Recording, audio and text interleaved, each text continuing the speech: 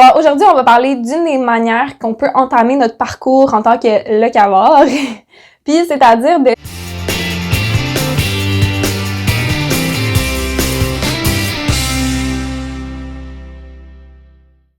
Salut la gang! Moi c'est Ariel, je suis ici avec Bernadette. Prenez-vous un petit thé, on va jaser. Cheers!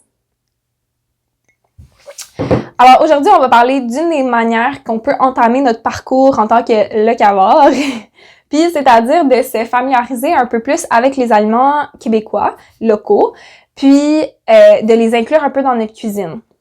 Donc, on est habitué pas mal de ces temps-ci à pouvoir trouver n'importe quoi, n'importe quand. Donc, on a des bananes quand on veut, on a des concombres, des tomates à l'année longue, puis on a un peu perdu la notion de aliments saisonniers, ok? Puis, dans le fond, les aliments locaux, c'est que ça voyage de moins loin, obviously. Donc, plutôt que de voyager des milliers de kilomètres, ben ça en voyage peut-être 100, peut-être 200. Puis, à cause de ça, justement, c'est moins emballé parce que ça n'a pas besoin de survivre un aussi long voyage. Puis, bien sûr, ben quand les aliments sont importés, on n'a pas la garantie que les conditions de travail sont équitables, surtout si ça vient d'un pays en développement. Donc, en mangeant local, tu peux aussi encourager des conditions de travail plus équitables. Donc, puis en fait, une dernière raison, puis ça c'est un peu plus personnel, là, c'est mon opinion, mais moi, dans la dernière année, je me suis informée beaucoup plus, puis j'ai fait un effort de manger plus local.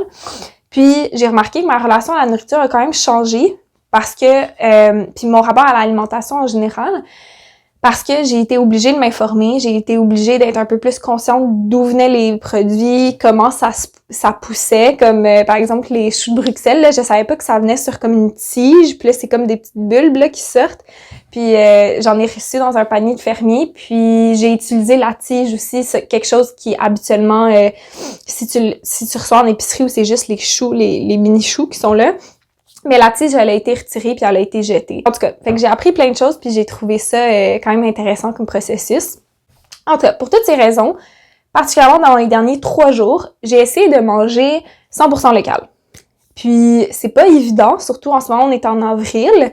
Puis l'hiver au Québec, ben pas mal, il y a juste des légumes racines ou presque, là, les légumes racines puis ce qui est poussé est en serre qui est disponible. Les fruits sont pas disponibles l'hiver parce que le taux de sucre il est trop élevé, donc le temps que ça vienne dans notre assiette, ben ça serait déjà périmé. Sauf les pommes, que eux ils sont conservés d'une façon vraiment particulière pour qu'on puisse les avoir. Mais au Québec, il y a plein de choses là, il y a de l'épeautre, il y a du sarrasin, du seigle, il y a plusieurs options quand même. Encore une fois, je vais vous mettre en lien les options québécoises pour ces légumes-là. Pour ces autres produits-là.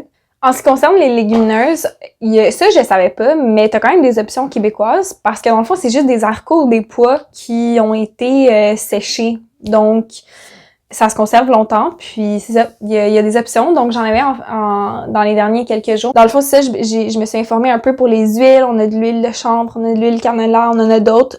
Dans le fond, je vais vous mettre en lien des PDF qui vont dire, il y en a un avec lequel je travaille, c'est un Excel où il y a tous les légumes québécois par mois. Ça, c'est quelque chose que j'ai créé en regardant plusieurs différentes ressources. Puis dans le fond, je me suis coché pour chaque légume, ben c'est quand que c'est en saison. Fait que ça, je vais vous le rendre disponible.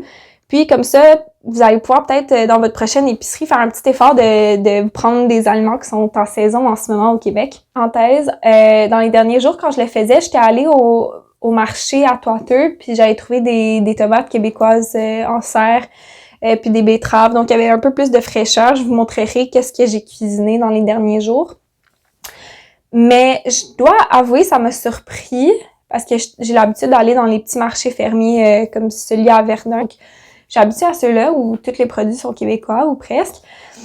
Mais j'ai trouvé ça assez difficile à Toiteux, puis j'imagine que c'est la même chose à Jean Talon, de trouver des produits québécois. Puis ça, c'est le résultat de devoir répondre à une demande qui est de moins en moins locale. Beaucoup de produits d'Argentine, des États-Unis. C'était assez difficile de trouver des produits locaux. Donc, Donc c'est ça, je pense les petits marchés fermiers, si tu veux vraiment trouver des choses locales, je pense les petits marchés fermiers ou de t'abonner à un panier des fermiers, c'est une option vraiment plus facile. Ça ressemblait, la sélection ressemblait beaucoup à ce qu'il y a dans les grosses épiceries. Donc c'est ça, je voulais juste faire une petite parenthèse là, parce que ça m'a quand même surpris. Mais c'est ça.